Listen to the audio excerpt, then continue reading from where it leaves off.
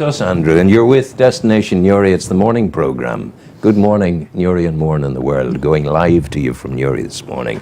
Diarmuid Cahill is with me this morning from Greencastle against the ferry. Why is the community of Greencastle opposed to the ferry, Diarmuid? First of all, I'd like to say is that not everyone in the community is actually against the ferry. Fair comment. Everybody in the community, or the majority of the people in the community, have concerns in relation to the ferry, while there is an awful lot of people totally against it for various reasons, from the point of view of the impact that it could have on the environment, the lack of infrastructure that we feel that's within the area, and also to the lack of relationship built by the developer with the community. And the concerns that the community have raised with the developer that the community feel have not been answered. Hold that thought a moment, because we want to be very, very kind to you. We have a cup of coffee for you. Oh, thank you very much. Sarah, thank you so much. You're very good. You're very good. Thank you. So that, interestingly, you're very fair there. You're saying not everyone's opposed to it, and you're really saying that there are issues that have not been addressed, and the implication is if those issues had been addressed, there might be a different take on it. Yeah, there would probably be more people in support of the ferry if a lot of the issues that the residents had raised were at least dealt with, or that the impression was that they were going to be dealt with. But there was concerns raised from a very early stage with the developer that the residents had an awful lot of concerns. The ferry has been on the cards for 30, 40 years. There's different developers have come in and put proposals, and the residents have always raised concerns, particularly around the infrastructure within the Greencastle area. Now, this time it came to light that the developer has been working on this current proposal for about 6 years. So he was working on it for about 2 or 3 years before there was a public meeting called by the Greencastle Area Residents Group, and the developers attended. And at that meeting there was various questions raised with the developer, and there was no answers to those questions. So that started to raise an awful lot of concerns with residents, and residents attended that meeting maybe with the mind that they could support this project. For instance, I know my wife comes from Dublin. I actually come from Cranfield. I moved into the Greencastle area 5 years ago. We attended the meeting. I wasn't part of the Greencastle Residents Group. I wasn't on the committee at that stage. And I asked the simple question, because of the circumstances that I find myself in. I actually live in Greencastle Pier Road, but I actually work in Dundalk. So I work on one side of the loch and live on the other side. So I asked the obvious question. I says, well, as somebody who works on one side of the loch, lives on the other, I'm your ideal person to sell this project to, because I'm probably one of the few people who could potentially use the ferry on a daily basis. Absolutely. Oh, there you mic. Let me slide that in again for you. Lean forward and I'll get that for you. Now, there's it. Keep that loose, that bit of wire. So I asked the question, because would it benefit me on a daily basis? Because well, it would benefit you, but I know Greencastle Road. Yes, but you couldn't get two cars to pass each other on it. The question I was asking, exactly, you could not get two cars to pass, but I was leaving that to the side. I was just working out from a time point of view, and would it save me money on fuel, etc., like this here. And the answer back to me straight away was, it's not for you. What? The answer back from Bill Tosh at that meeting, in the public meeting, was, it's not for you, this is for tourism. And I turned around and I said, well, in the months of November and December, where's the tourist? If this is going to benefit somebody, it has to be able to benefit people who are living on either side of the loch. You're once upon a time on a programme I had on television, I was complimented on having a discerning audience.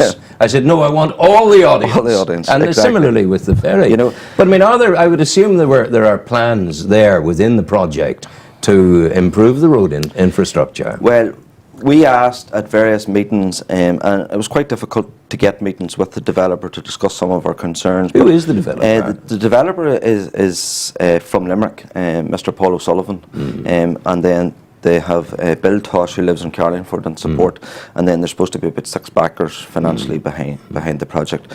Now, from the very first meeting in October 2011, I think it was, or 2012, we raised the concerns in relation to the road because, as you pointed out yourself, you know the Greencastle area quite so well. I know the Cunninghams very well over the years. You cannot pass, 2 cars cannot pass on the majority of the road. And then that doesn't take any account of the sheep that are wandering as well.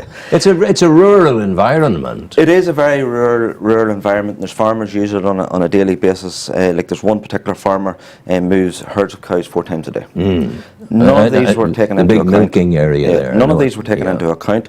None of these people were actually spoken to in detail in relation to their concerns. So we raised the issues of the roads. It transpired that even before we raised the issues with the roads, the developer had actually carried out, in October 2011, he actually had carried out his own independent engineers survey of the whole area. Within that survey, the engineer reported that there was major concerns with the roads, including the Greencastle Pier Road, but also further away, as you go into Cahill, as you go towards Millbay, etc. They identified that there would be needed to be corners developed, etc., and that the Greencastle Pier Road would have to have a major improvement. We were raising all these concerns, and the developer hadn't told us that these concerns had already been raised from their own engineers. We ended up getting the engineer's report. Somebody was kindly give it to us. It's called a whistleblower. It is, yes. And then we raised these with the developer saying, these are the issues that we have been raising, so you're totally aware of these. Yes. They then turned around and says, well, we have taken the concerns of the residents on board and we have dealt with these, we're going to put in laybys. And we says, well, laybys is not dealing with our concerns. Putting a layby, for instance, my house is along the main Greencastle Pier Road, and his proposal to get round my house is to put a layby on one side of me and in front of me. Now, anybody who knows anything about roads, etc., laybys do not create passing. Now, if you have 2 buses, you could have 30 or 40 cars coming off the ferry and 30 or 40 cars going onto the ferry at one time. The other issue that we have as well is that there is no car parking facilities, for instance, within the Greencastle area. But I mean, these are all issues that, I'm not a civil engineer, but if I were to start putting a ferry across the loch, it's not rocket science to know I've got to have a road, I've got to have proper parking facilities and holding facilities. We already see the template for it in Strangford. Yes. The way of doing it. Yes. But is it a case of they don't have enough money to do these things? The fellow in Limerick, or what's the story? Well, they keep saying they do have enough money and that it's all going to be private money. Now, they did try to apply for European funding to do some of the road infrastructure when there was people applying for the European money for the bridge, etc. They were not successful with that. Now, the developer is putting in his own money. Allegedly, there's no money coming from government, etc., which means that the likes of our councillors, etc., they've nothing to lose by supporting this project, which is a major concern for the residents. What has Dundalk to lose? They have already supported it. Yeah, well, Dundalk have supported it. The difference is the infrastructure into the Green Ore area is a lot it is, of course, better because it's an international port. It is, yeah. And you've got the lovely road from Green Ore into Dundalk. Louth County Council have supported the project. However, there is and there has been concerns raised by the residents within the Green Ore area.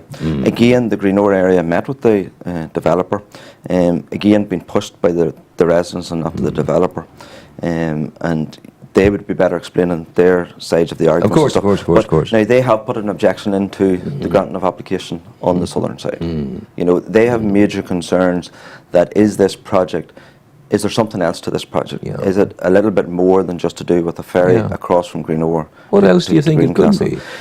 Well, the concern from an awful lot of people is that it could be to open the avenue for further development in the Green Ore area. Because when you look at the economic aspect of the ferry, as I said, I live on one side and work on the other.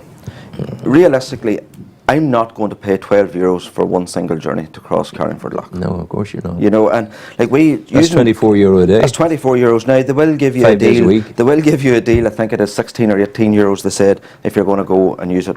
But it's not for you. But it's not for me. But even from I'd be taking your money. You'd be taking my money. Yes. I think anybody else from a commercial point of view. But what they actually did say at all the public meetings, and they said this over in Green Ore as they did in Grange School over in Greencastle, they specified that this was very much about getting people from the Ballymac roundabout to Newcastle. Okay. Now, one of the questions I asked, and using Google Maps and anybody who wants to look at this, if you go from Ballymac to Newcastle, if you go on the roads infrastructure that we already have, and you have to take into account that we have a brilliant motorway system now around Newry. Absolutely. Okay. So if you want to go from the Ballymac roundabout to Newcastle, you can do it in approximately 64 minutes according to Google. That's a 35.3 mile trip. And using their statistics, it'll cost you £8.96 in fuel. Yeah. Okay. Now, if you want to use the ferry, okay, it will take you a total of 86 minutes. You'll have to pay the €12, and then you have to add on the fuel cost for the road part. It'll cost you £17.03. Now, which one? You'll do this once, and only once. There was somebody called into my office yesterday from... what do you work at? What's your... I actually work in Dundalk Institute of Technology, which is the ironic thing. Oh, yeah, absolutely. I'm actually responsible for student recruitment and trying to attract northern students, etc. So you have a vested interest in I have a vested up. interest. But I mean, we've said at the beginning here, you mildly castigated me at the beginning when you said to me, off air, you said to me that you were aware that I was opposed, that I was supportive of the ferry. And yes, I answered yes, but now I'm saying that you're supportive of it if you get the right situation in place. Well, no, well, to be honest... if the roads are there... to be honest, what I said at the start is there's certain people that may be against the ferry at the moment, may come on board and support the ferry if the road infrastructure was increased. Personally, having taken in all the arguments and listened to both sides, I am actually against the ferry. You've made the judgment now. I've made the judgment. And the reason being is, and as I said at the very start, for instance, my wife comes from Dublin, and she actually went to the original meeting in support of the ferry. And after she listened to the arguments, and when you sit down in the cold light of day and actually look at the statistics that I'm saying to you there, I can leave my house at 8:05 in the morning, and I am in work before 9 o'clock. Okay. Now, if you take into account that the ferry is going every hour, whether it's on the hour or on the half hour. The ferry leaves at 8 o'clock. I'd have to leave the house at about 10 to 8 because you have to queue, you have to get on the ferry. It then drops you off for about 8:30. I will not actually get to work on time for 9 o'clock. So I'd have to get the 7 o'clock ferry. You know, when you take all these things into account, and what would happen to it if the narrow water bridge became a reality? Well, it becomes less... there is certain councillors as well as the developer have said that you could do loop around the loch. Okay, now again, independently we have looked if that development went ahead. Now we, as an organisation, we have no opinion on the narrow water. Of course we didn't discuss it. We haven't discussed it at meetings.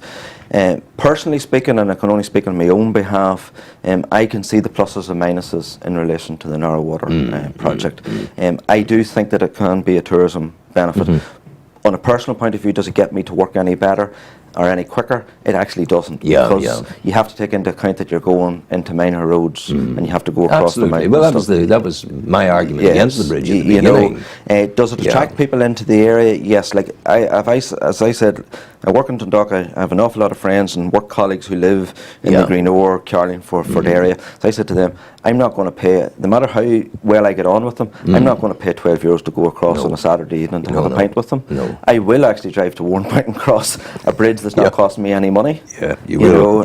You will. But think about it for a moment, if you would. Now, you've come up with a position on it. Let's just say that Bill Tosh was right, that realistically you're not the target audience for the bridge, that it is a tourism thing.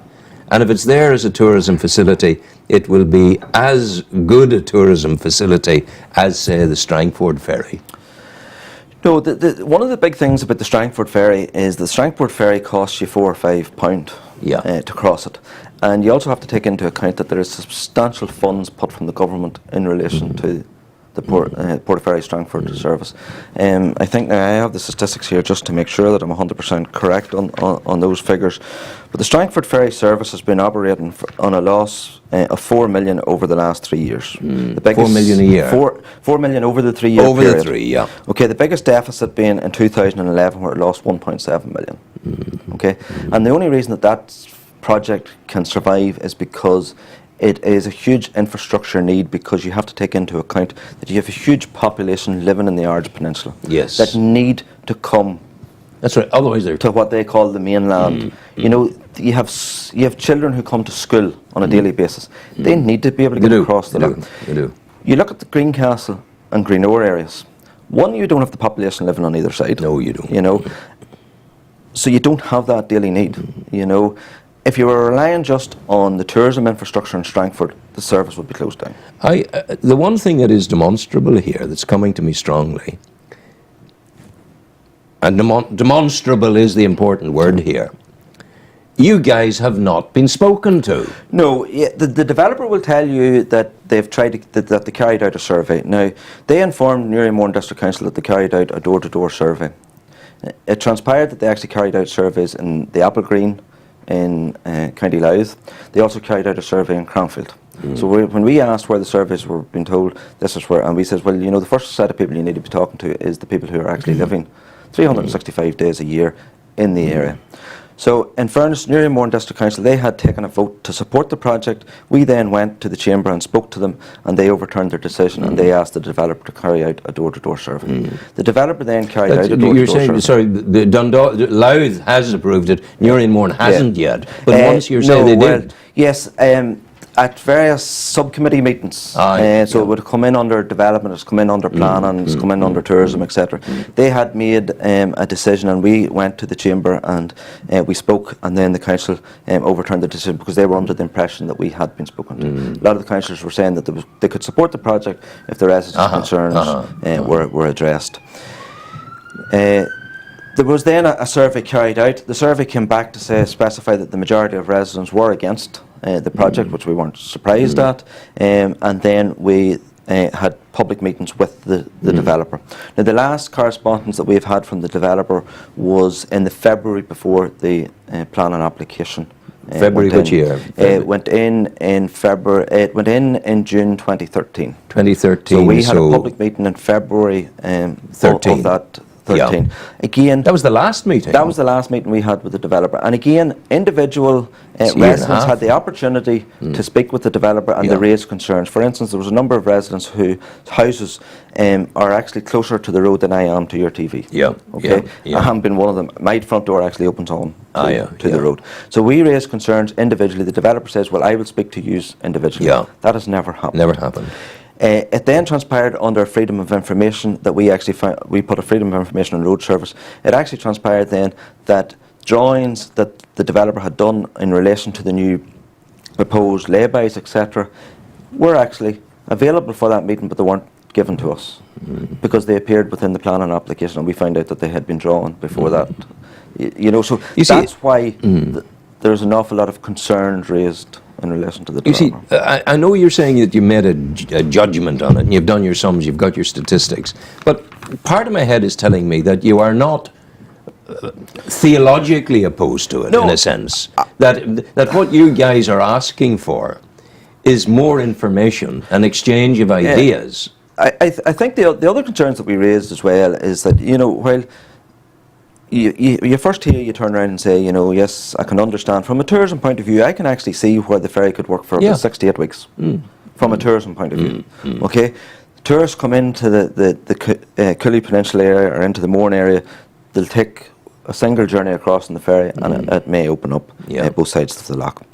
But we also have raised concerns in relation to the proposed location within the Greencastle area.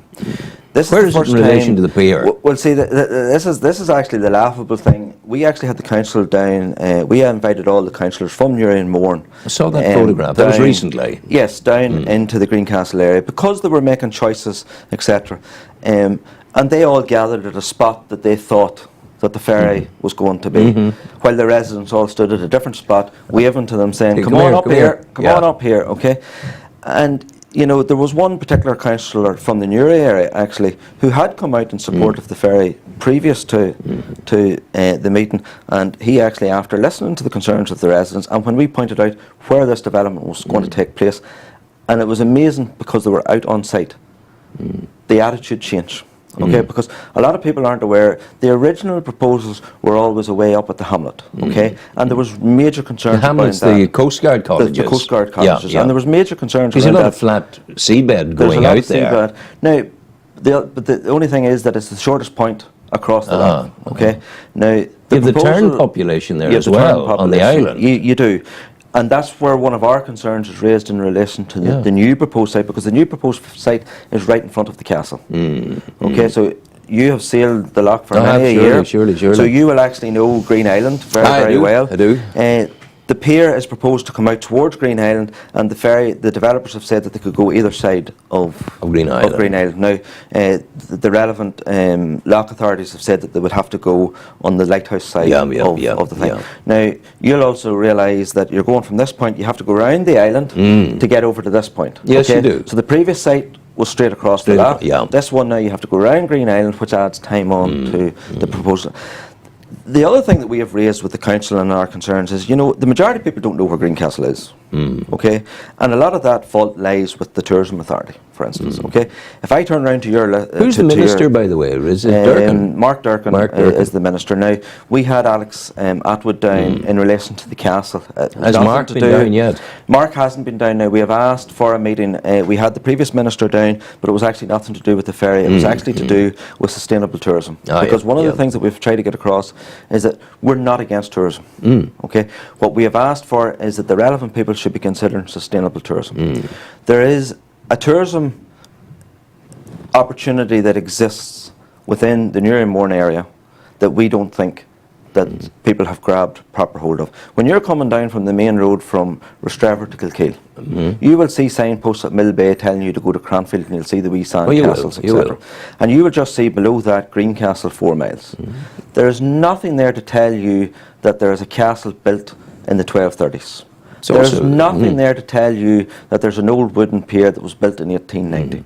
There is nothing along that main road to tell you that there is the old Coast Guard cottages. Yeah, and there's also, you will mention it, I'm sure, there's also the ornithological excellence of the area. There is. If you want to go watching birds, that's where you go. Exactly. And we have said to the council, we've said to our politicians, we've met our MP, and we have highlighted all these different things, that if you're going to try to get tourism within the area, do tourism that is going to stay within the area. Tourists that stay within the area spend money within the area. We have thousands of cameras or of caravans within the Cranfield area. Yes, you do. And people still say that Kilkeel is dying on its feet. Because the big issue about the caravans, while they bring some employment, the majority of people will travel down from the likes of Portadown, Lisburn, Belfast. They will come with their groceries in the car. They spend the week or 2 weeks in Cranfield and they go home. That's right. They're not spending. They're not going into Asda. They're not going to Knox. You see, Kilkeel, look, let's be honest about it. Kilkeel is not an attractive product. The reason being, a very simple reason. If you look at the headlines over the last 20, 30 years, it's a headline of conflict.